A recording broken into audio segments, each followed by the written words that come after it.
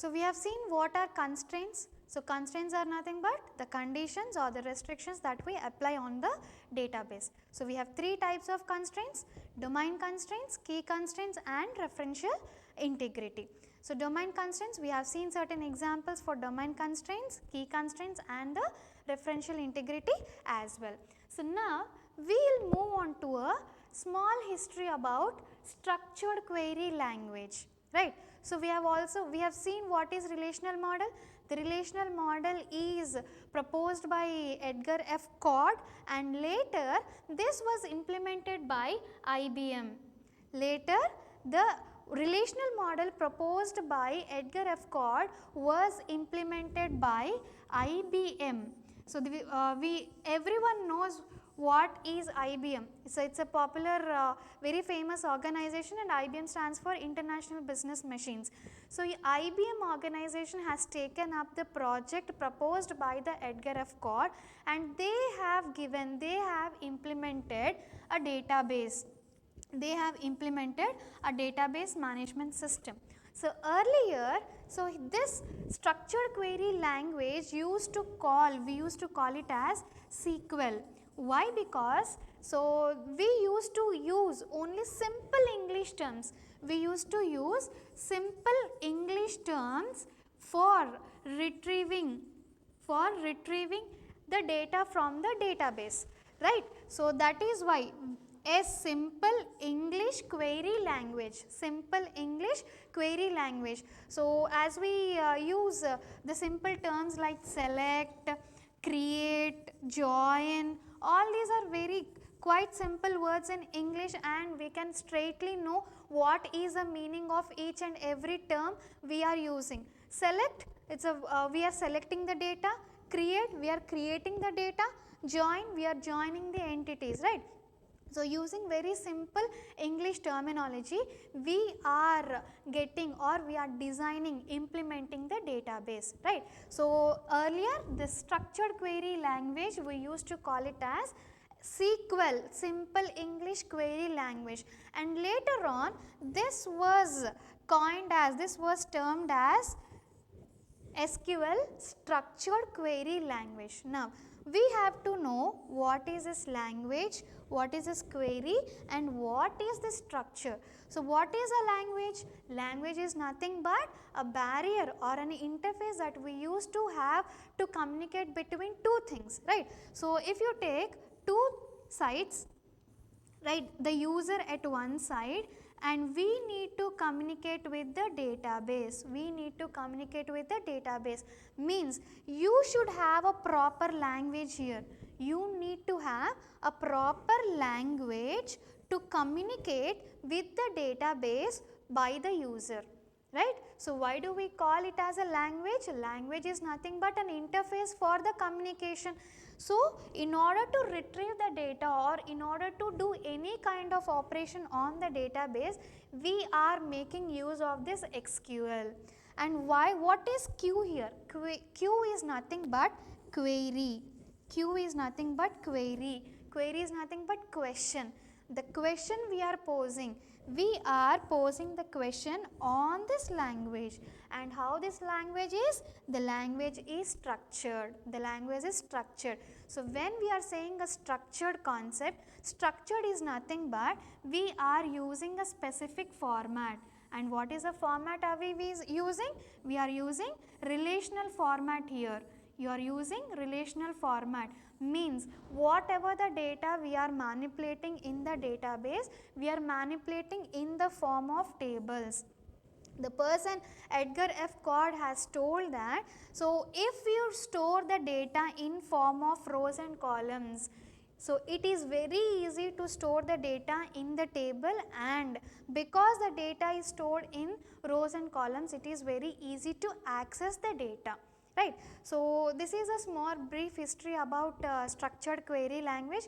Earlier we used to call it as SQL, Simple English Query Language, and later on it was coined as SQL, Structured Query Language. So why do we call it as a language is, so language in the sense it is a barrier, it is an interface to communicate with one another, like how we have English. So if I want to speak with you, so I will speak with you in English or Telugu or any other language, Hindi, right? So using this language, whatever the words I use, so using that you will be able to understand what am I speaking.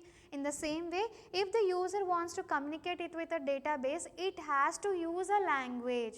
So what is the language we are using? We are using structured query language. Okay, so we are imposing some kinds of queries on the database to manipulate this database. And in what way are we manipulating? We are manipulating in the form of structures. We are manipulating in the form of structures. So here structure is nothing but in the form of tables, right? So we'll see moving into the next one. So we'll see what are the important feature of structured query language. A structured query language is domain specific. What do you mean by domain specific? So here we have two types of languages. One is domain specific and the other one we have as general, generalized, general purpose language. Okay, so we have two types of language. One is domain specific language and the other one is general purpose language. So general purpose language can be applied into any other domain, like we have C and C++, like C and C++. So using C and C++ we can develop any other applications for some other purposes also, but structured query language is domain specific. This is domain specific and it is only used for database, to create the database or to manipulate any kind of operations on the database. We use structured query language, right? So to maintain generalized things onto the database, we make use of structured query language, right? So this structured query language can also be a declarative. So here also again we have two types of languages. So we have declarative language and we have procedural language. We have procedural language. We have procedural language, right? So first feature of structured query language is domain specific and the second feature is declarative language. So here we have two types of languages. One is general purpose language and domain specific. So general purpose language like C and C++, using C and C++ we can develop any other application, but whereas the structured query language is domain specific, which only manipulates the database, So using SQL we can only perform the operations on the database. We cannot create any other applications rather than this database, right? So if you see the second feature, it is declarative. So declarative will tell you what to do. Declarative language in the sense what we need to perform, but whereas procedural language will tell you what to do, at the same time it will also tell you about how to do, right? So if you take examples of C and C++, so in the C language we write what you need to do. Yes, we need to add two numbers and how it has to be performed, that also we have to write in the C and C++ languages, right? So this procedural languages, in procedural languages we mention what you need to do, and to maintain this one, to perform this function, what else, how do we have to do, okay, how we need to do, even that procedure also you have to declare in the procedural language, right? So in the procedural language we mention what and how also. But whereas in declarative, the language like SQL, we only declare what needs to be done. Suppose we need to get these particular records, we'll just give you, I need to select these records from the table, from this relation, right. We'll only specify what task I have to mention, what task I have to perform on a relation, right. So these are the very important features of the structured query language, right. So one is domain specific. Using structured query language, we are only manipulating the database, we are not going to develop any other application. And this is declarative. So declarative language is nothing but it will only tell what are the things that we need to perform on the database, what are the things that we need to perform on the database. But if we see procedural, in the procedural language you need to mention how it will perform also, right. So like if we are adding two numbers, add, so how do you add these two numbers, even that procedure also you need to mention in the procedural language. So other than these two features, you have four languages in structured query language: DDL, DML, DCL and TCL. DDL stands for data definition language, means if you want to create a structure for the relation, then you need to use the commands that are there in DDL. See this syntax, DDL. What is the full form of DDL? Data definition language. We are defining the data.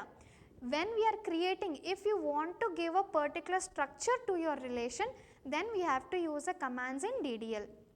Then DML. What is DML? DML stands for data manipulation language.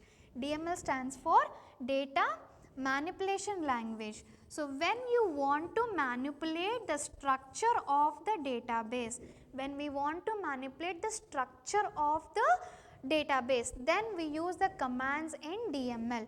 DDL stands for data definition language, DML stands for data manipulation language, DCL stands for data control language, means if you want to take the control, if you want to take the control over the data, then you need to check, then you need to select any one of the commands in DCL and you need to perform.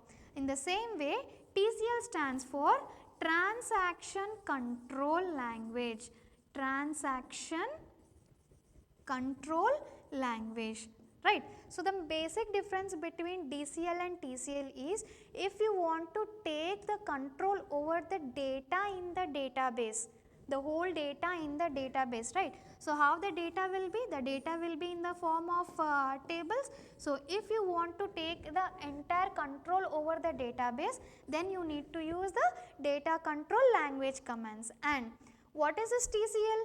Transaction control language. What is transaction? A set of operations. Transaction is nothing but set of operations, right. So what are the different operations do we perform? So maybe it could be insert, it could be update and it could be delete also. All these are operations to be performed on the database. We can insert the data into the database, we can update the data in the database and we can delete, we can remove the data from the database also, right. So these are the set of operations. If you want to take the control over this set of operations, then we have to make use of transaction control language, right.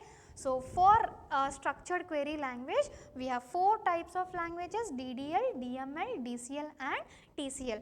DDL stands for data definition language, DML stands for manipulation, data manipulation language, DCL data control language and TCL transaction control language, right. So after this, the next feature of this structured query language is keys and constraints. We have seen keys and constraints before itself in the relational model. What is the purpose of the constraints? Why do we apply some conditions on the constraint on the database? We have seen the constraints in the SQL also. We have check constraint, not null constraint, primary key, foreign key, right. So those are the constraints in the SQL, and we have keys also. We will see what are these keys. We have different keys like primary key, candidate key, super key, foreign key. So what these keys are and what is the purpose of all these keys. So we will see once we see all the commands, once we finish the commands in the 4 languages, right. So apart from these 4 major features of the SQL, we have other things like operators, aggregate functions and joins also. Operators, aggregate functions and joins. So what operators? So all these things will be covered. So operators, aggregate functions and joins will be covered in the languages. So what kind of operators do we use for in each languages, and how do we use all the operators? So we'll see in the next class. Thank you.